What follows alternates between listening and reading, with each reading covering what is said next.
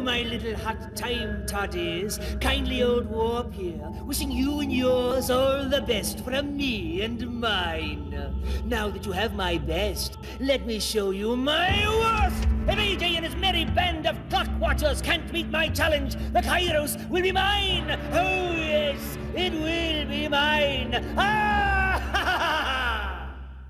Time.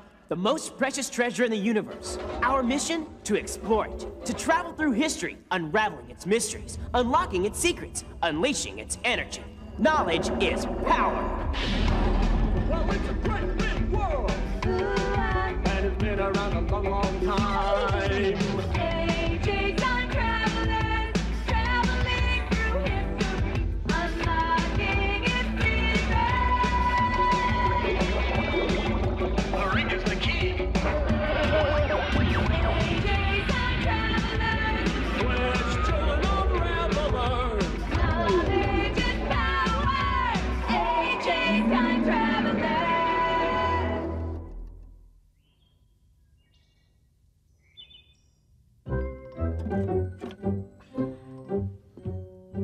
Dear, are you sure this will work? Of course, Mother. It's the Snipomatic 9000, the home hairstyling miracle that gives you salon-like styling in the comfort and privacy of your own home. But why is it attached to the vacuum cleaner? Ah, therein lies the genius.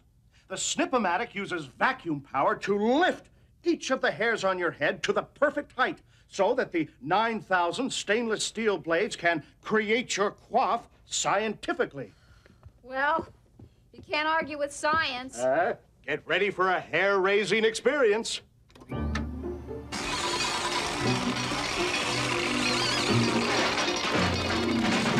Is it supposed to sound like that?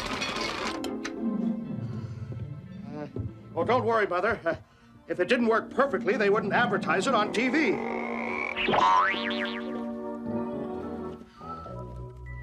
How do I look? Remember when our rose bushes had a fungus? You know, in a right light, that haircut looks pretty good. Of course, by the right light, I mean total darkness. What have you done to my Son, you're home from school. Look, Mother, our son is home. Hey, Dad. Hey. Mom. Oh, a cool do, Mom. I think maybe a nose ring and the picture's complete. Your father was just experimenting. And later on, he and I are going to have a little talk about it. You know, son, this would be a good time to take that cross-country car trip we've been planning. Just the guys. Do that bonding thing. Sorry, Dad. I've got a paper to write. It's on an important woman of the 19th century. Any ideas? Oh, how about Nellie Bly, the great journalist? Or Madame Curie, who discovered radium? Already taken. What about Joyce Kilmer, the poet who wrote, "I think that I shall never see a poem as lovely as a tree"? Joyce Kilmer's a guy, Dad. Just testing you, son. I guess I'll go upstairs and bang my head against the wall. Before you go, how about a quick trim? No, I think I'll stick with banging my head against the wall.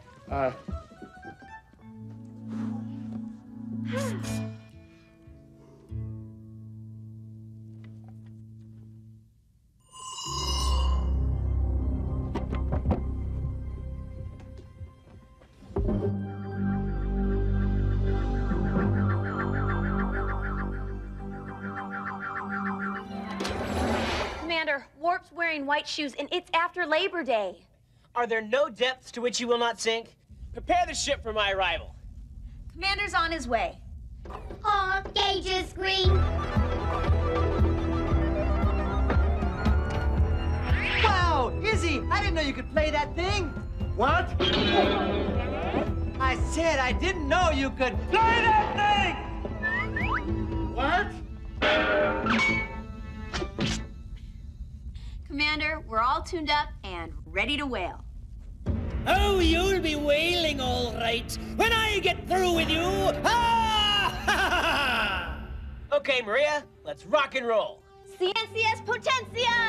Knowledge is power!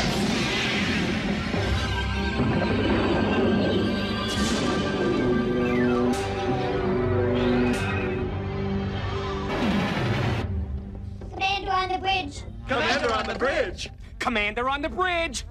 Oh, I. Must be on the bridge. What's Warp's problem this time? He's Warp. Isn't that enough? Enough will never be enough until I've defeated you and have the Kairos in my clutches. Let me at him. Let me at him. I used to box, you know. Flyweight division. Naturally. Okay, Warp, what's the deal this time? Well, Commander, since you're so impatient, I challenge you to go back in history and find a woman, an angel, who had more patience than you can imagine. That sounds like one of Giggler's riddles. Oh, maybe that's because I played golf with him this morning. But I'll never do that again. He giggles while I putt. Go! Do! Fail! Ah! So we need to find an angel with patience. How about all the women in history who waited for their men to come back from war? I mean, they had a lot of patience, and I guess you could call them angels. I had a teacher named Mrs. Angel in the 9th grade for 3 years once. She said I tried her patience. We're not getting close. This is making me sick. Sick! Woo!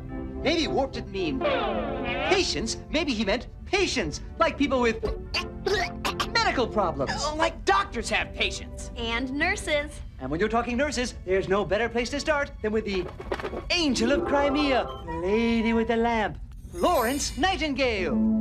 Bit, set the coordinates. Destination locked in. London, England, summer of 1860. I'm gonna take a nap. What's with the eyes, Izzy? When they come around with food, I don't want them to think I'm asleep. Maria, contact the time tower. We're ready to blast into the past. Time Tower, this is the Kairos, requesting clearance to 1860. Roger that, Kairos. Oh, going back to see Florence Nightingale, huh? Looks like you're taking a turn for the nurse. Oh. Hey. Don't mess with the guy who's got your ticket home. Did we groan? We meant to say clever play on words, Pulse. Why, thank you. Can you clear us? Oakum dokum. You're clear direct to 1860. Skedaddle off the passenger entry platform 1680. And have a good trip. Let's make time tracks.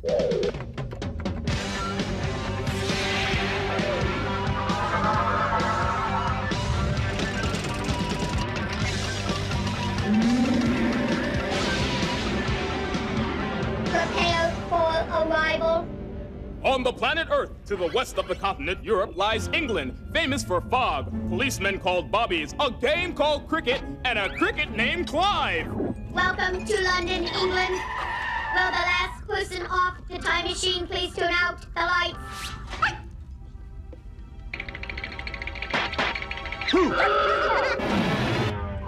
AJ, pull up to the full-service knowledge pump and let me fill your tank with information.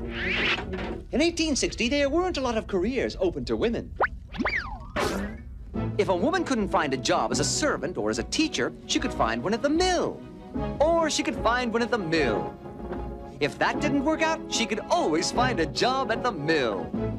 Couldn't they just go to work at the mill? So women didn't have a lot of career choices back then. Exactly. And for the daughters of rich people, there were no choices at all. Upper-class people thought that working, any kind of working, was unladylike and unrefined. But there were some special women who didn't care what other people thought. And here comes the special-ist one of them all. She's a nurse. She's a human. Humanitarian. She's the lady with the lamp. Florence. Roll up your sleeve and bend over. Nightingale.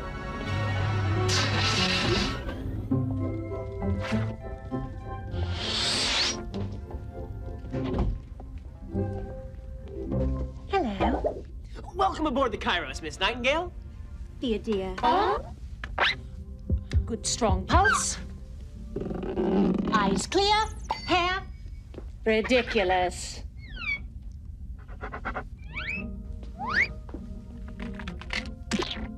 Oh dear. Give it to me straight, nurse. Is it the big casino? I'm terribly afraid you're going to live. Oh, no. Hey. Where am I? I don't remember making the rounds in this ward. You're on the time machine, Kairos. We've come from the future to meet you. Oh, I see. So, this is the lunatic asylum. No, really, we've come back more than 100 years to learn all about you and how you founded the profession of nursing. And why they call you the lady with the lamp.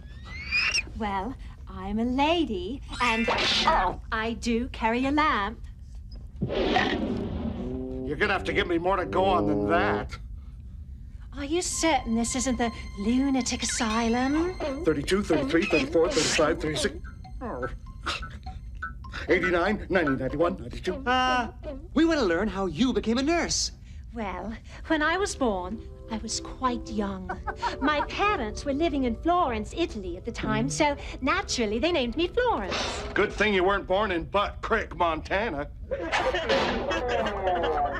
When did you first realize you wanted to be a nurse? When I was just a girl, it seemed I had been put on this earth to help other people. I remember it as if it were yesterday. Ooh, I smell a flashback. Sorry. The following is an historic reenactment intended for educational purposes only. Kids, do not try this at home.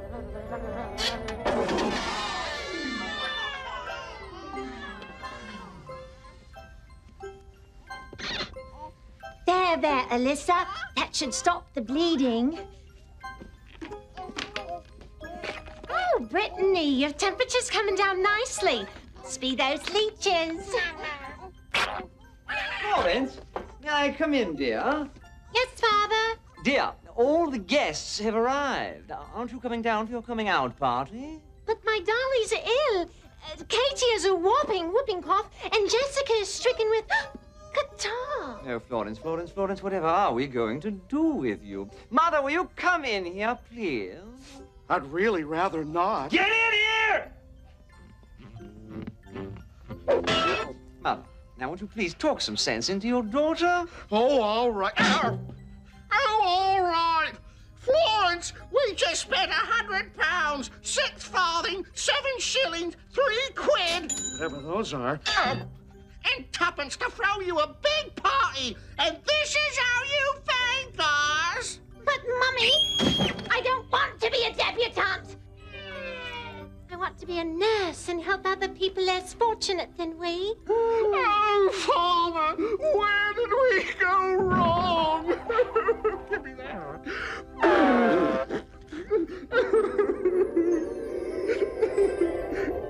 I don't get it. Well, why didn't your parents want you to be a nurse? Oh, because at that time it was a horrible, horrible job. Worse than what I just did? I'm afraid so. Back then, hospitals were only for the poor. Conditions weren't very nice. Were they? No. When the well-to-do became not so well, they didn't go to hospital. Oh.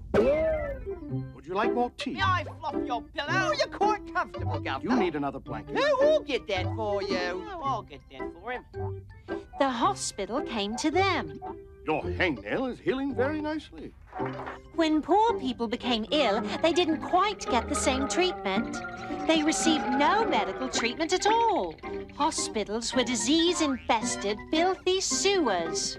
When I told my parents I wanted to become a nurse, they were aghast. So I took off to Germany to learn my profession. I worked 14 hours every day. I was up at 5 to scrub the floors. Then I'd take care of the orphans. Then I'd assist the doctors as they cut off people's limbs. That was the life. All that training must have come in handy when you went off to war. Ah, yes, the Crimean War. Back in 1854, Great Britain sent thousands of her soldiers off to fight in Russia. But they didn't send enough doctors, nurses, and medical supplies to take care of them when they got sick or injured. So it was my job to organize a group of nurses to take care of those brave young men. Ah, I remember it as if it were yesterday. Here we go again. Everybody on stage for the Wounded Soldier sketch.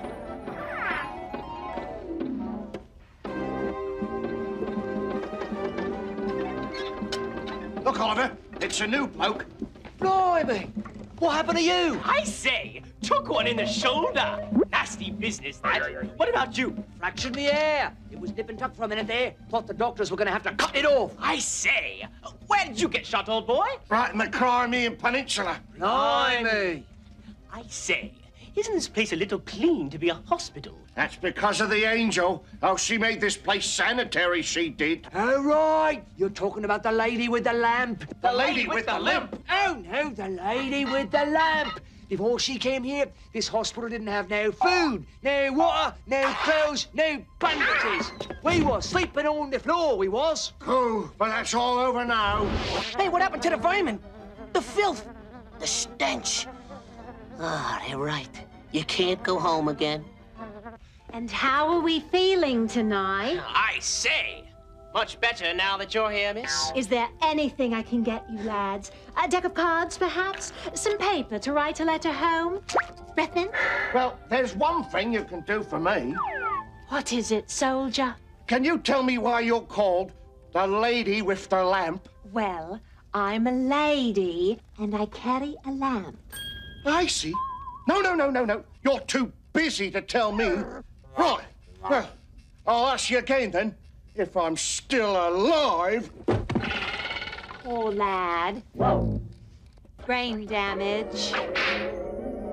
Miss Nightingale, your kindness, hard work, and new nursing techniques not only saved thousands and thousands of lives, but made you a hero to the people of Britain. Oh, I was just doing my bit.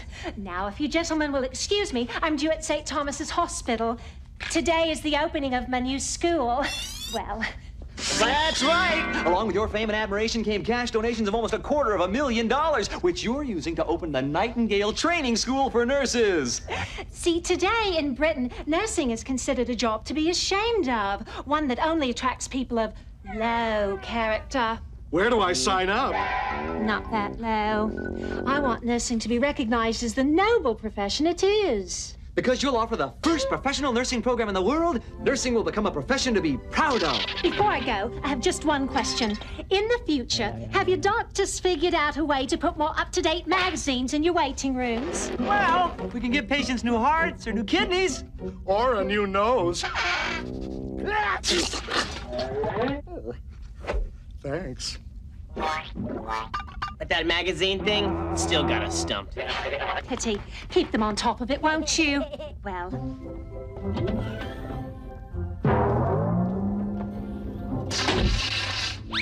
Quite a woman! She wrote the first textbook for nurses, and back in 1907 became the first woman to be honored with the British Order of Merit.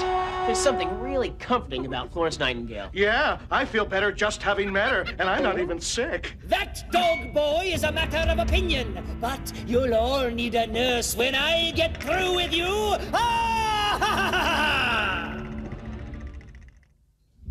ha! Okay, Warp, hit me with your best shot. So, you met Florence Nightingale. Well, whoop-de-diddle-it-do. Question 1. Why didn't Florence Nightingale's parents want her to become a nurse?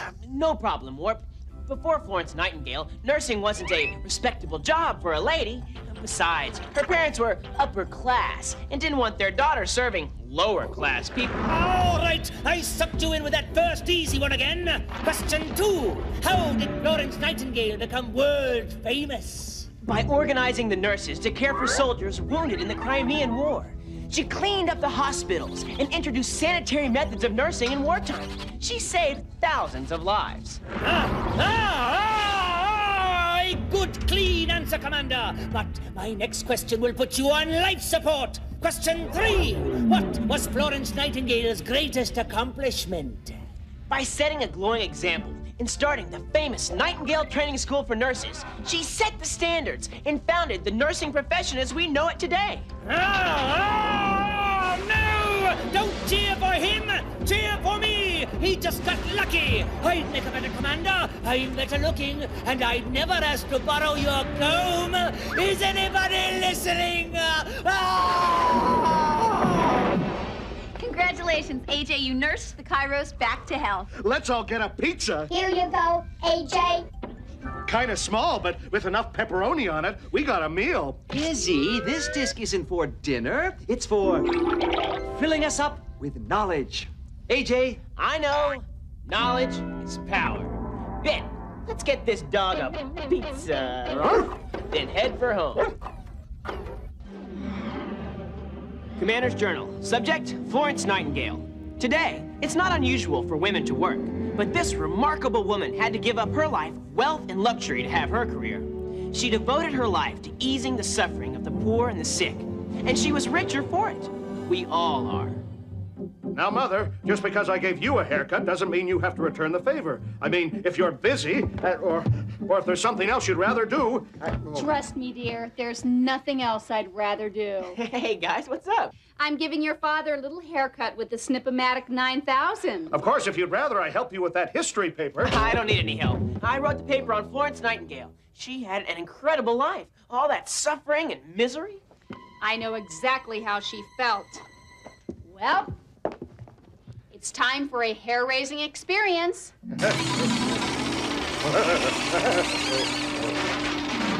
Oh, that ought to do it. I can't see. What do you say to that, dear? Thank you. Thank you very much.